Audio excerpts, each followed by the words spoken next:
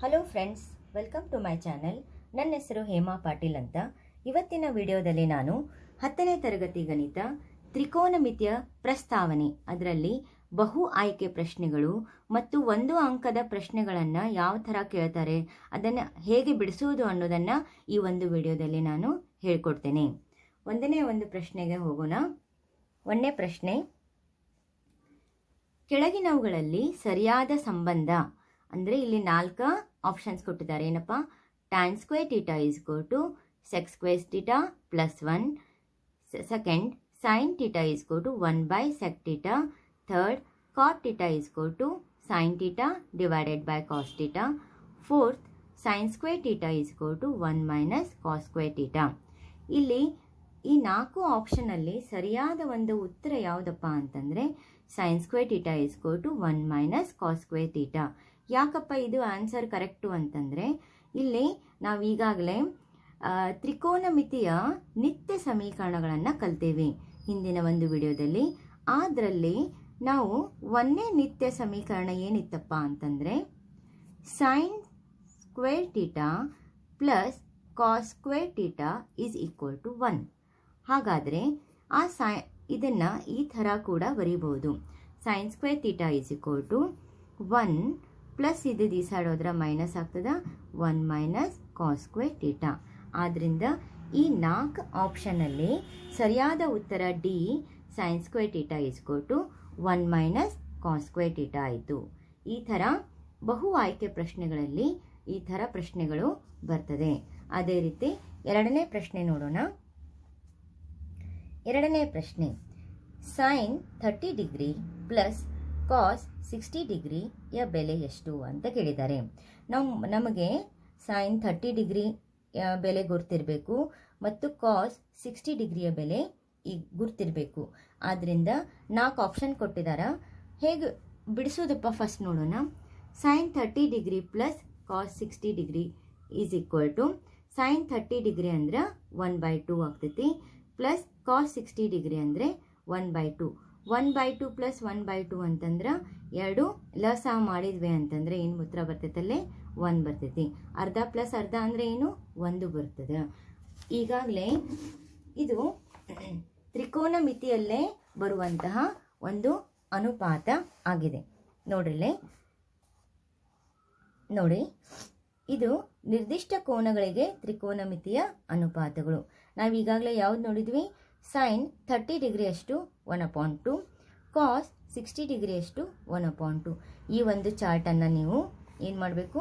ನೆನಪಿನಲ್ಲಿ ಇಟ್ಟುಕೋಬೇಕು. ಪುಸ್ತಕದಲ್ಲಿ ಕೂಡ ಈ ಒಂದು ಚಾರ್ಟನ್ನು ಕೊಟ್ಟಿದ್ದಾರೆ. ಲೆಕ್ಕ ಮಾಡಲಿಕ್ಕೆ ಇದು ಚಾರ್ಟ್ ಬೇಕೇ ಬೇಕು. ಇದನ್ನು ನೆನಪಿನಲ್ಲಿ ಇಟ್ಕೋಬೇಕು ನೀವು. ಅದೇ ಚಾರ್ಟನ್ನು ಬಳಸಿ ನಾ ಇಲ್ಲೇ ಈ ಒಂದು ಬಹು ಆಯ್ಕೆ ಪ್ರಶ್ನೆಯನ್ನು ಮಾಡಿರುವುದು ಈ ಥರ. ಆದ್ದರಿಂದ ಏನು ಬಂತಪ್ಪ ಉತ್ತರ?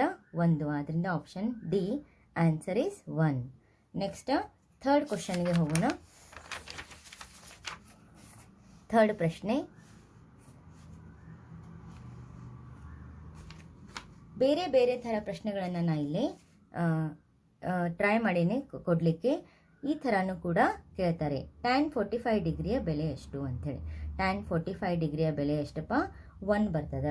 ಇಲ್ಲಿ ಈ ಚಾರ್ಟಲ್ಲಿ ನೀವು ಗಮನಿಸ್ಬೋದು. tan 45 ಡಿಗ್ರಿ ಎಷ್ಟು ಬರ್ತೈತಿ? tan 45 degree answer is 1. ಆದ್ದರಿಂದ 4 ಆಪ್ಷನಲ್ಲಿ ಉತ್ತರ ಏನಪ್ಪ? 1. ನೆಕ್ಸ್ಟು 1 ಅಂಕದ ಪ್ರಶ್ನೆಗೆ ಹೋಗೋಣ. 1 ಅಂಕದ ಪ್ರಶ್ನೆ 1ನೇದು, tan a ಡಾಟ್ ಅಂದರೆ ಏನಪ್ಪ? ಇಲ್ಲಿ ಇಂಟು, ಏನಪ್ಪ ಇದು? ಗುಣಾಕಾರ. tan a into cot a minus cos a into sec a ಯ ಬೆಲೆ ಎಷ್ಟು ಅಂತ ಕೇಳಿದ್ದಾರೆ. ಈ ಥರ ಪ್ರಶ್ನೆ ಕೇಳಿದ್ದಾರೆ. ಇದನ್ನ ಹೆಂಗೆ ಬಿಡಿಸೋದು ನೋಡ್ರಿ. ಫಸ್ಟ್ ಪ್ರಶ್ನೆ ಬರ್ಕೋಣ. tan a into cot a minus cos a into sec a. First tan a ಬರ್ಕೊಳ್ಳೋದು, ಗುಣಾಕಾರ ಕಾಟ್ a ಅನ್ನು ಅದರ ವಿಲೋಮ ಅನುಪಾತ ಏನಾಗ್ತೈತಿ? 1/tan a ಆಗ್ತೈತಿ, ಮೈನಸ್ ಕಾಸ್ a ಹಾಗೆ ಇರಲಿ. ಸೆಕ್ a ಯ ವಿಲೋಮ ಅನುಪಾತ ಏನು ಬರ್ತೈತಿ? 1/cos a. ಈ ಥರ ಬರ್ಕೊಂಡು 2 ಏನಾಗ್ತೈತಿ? ಇಲ್ಲೇ ಕ್ಯಾನ್ಸಲ್ ಆಗ್ತೈತಿ. tan a ಕ್ಯಾನ್ಸಲ್ ಆಗ್ತೈತಿ, 1 ಉಳಿತೈತಿ. ಮೈನಸ್ ಕಾಸ್ a ಕ್ಯಾನ್ಸಲ್ ಆಗ್ತೈತಿ, 1 ಆಗ್ತೈತಿ. 1 - 1 = 0. ಇದನ್ನು ವಿಲೋಮ ಅನುಪಾತದಲ್ಲಿ ಈಗಾಗಲೇ ಹಿಂದಿನ ಒಂದು ವಿಡಿಯೋದಲ್ಲಿ ನಾನು ಹೇಳಿಕೊಟ್ಟಿದ್ದೇನೆ. ಇನ್ನೊಮ್ಮೆ ನಾನು ನಿಮ್ಗೆ ಆ ವಿಲೋಮ ಅನುಪಾತವನ್ನು ತೋರಿಸ್ತೀನಿ. ನೋಡಿಲೆ,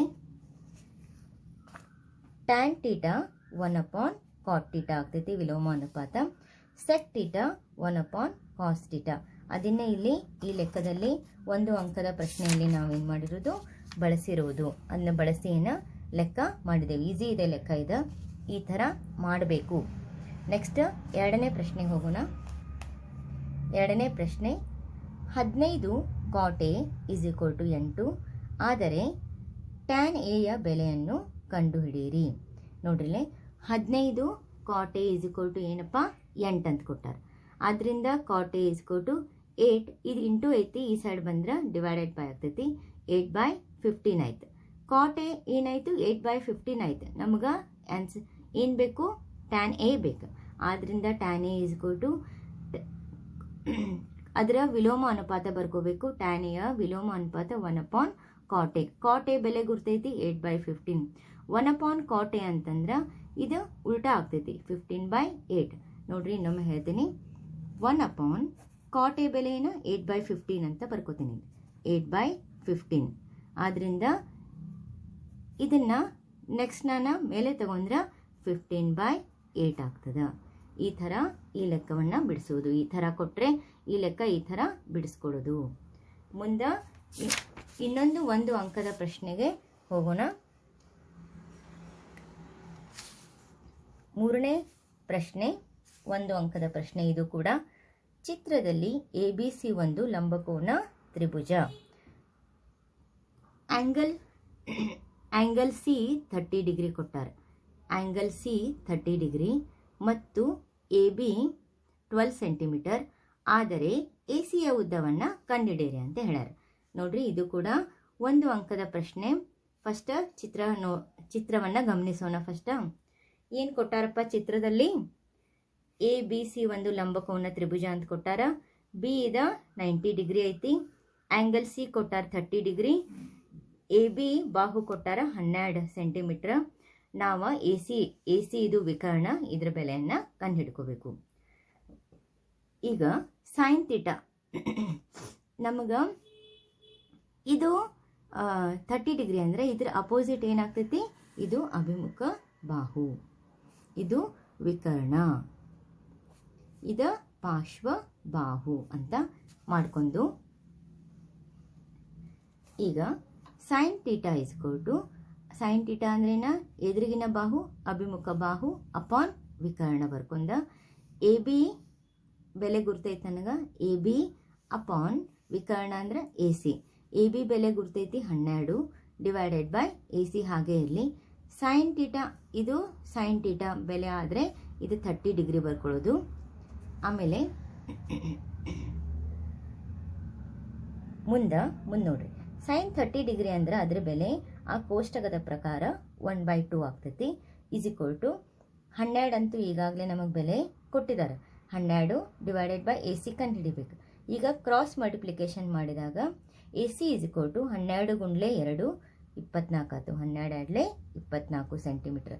ಆದ್ದರಿಂದ AC ಈ ವಿಕರ್ಣದ ಬೆಲೆ ಎಷ್ಟಾಯಿತು? 24 ಸೆಂಟಿಮೀಟರ್.